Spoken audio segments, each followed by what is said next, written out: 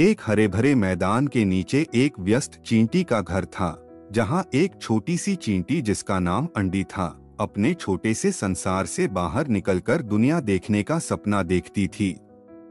बाकी चींटियां अपना रोज का काम करने में खुश थीं, खाना इकट्ठा करना और रानी की देखभाल करना।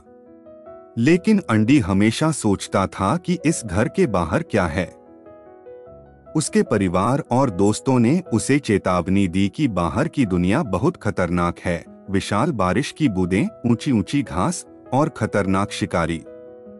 लेकिन अंडी का दिल मानने को तैयार नहीं था। उसे लगता था कि वहां बाहर कुछ अद्भुत उसका इंतजार कर रहा है। एक सुबह जब धूप की किरणें मिट्टी की दरारों से झांक रही थीं, अंडी ने बाहर निकलने का निश्चय कर लिया। सुरंगों से होते हुए धीरे धीरे वह ऊपर की ओर चढ़ता गया और आखिरकार सतह पर पहुंच गया।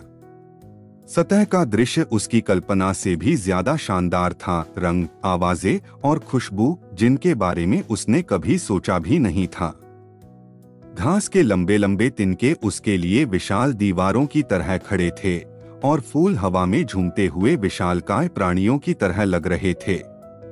अंडी ने अपनी यात्रा शुरू की और उसके छोटे छोटे पैर उसे उस जगह तक ले गए जहां कोई भी चींटी पहले कभी नहीं गई थी।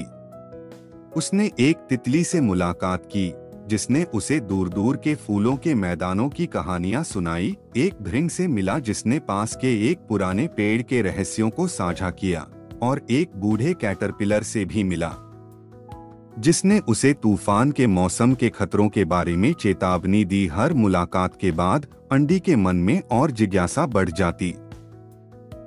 जैसे ही रात होने लगी, अंडी को एहसास हुआ कि वह अपने घर से बहुत दूर आ गया है।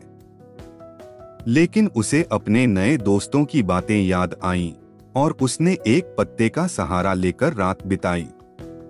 सुबह की पहली किरणों के साथ उसने सूरज की दिशा का उपयोग करके अपने घर का रास्ता ढूंढ लिया। अब अंडी के पास कहानियों और सबकों का खजाना था। जब वह अपने घर लौटा तो उसकी कहानियों को सुनकर बाकी चींटियां हैरान रह गईं। अंडी एक कहानीकार बन गया और उसने नई पीढ़ी की चींटियों को अज्ञात दुनिया के सपने दिखाने की प्रेरणा दी।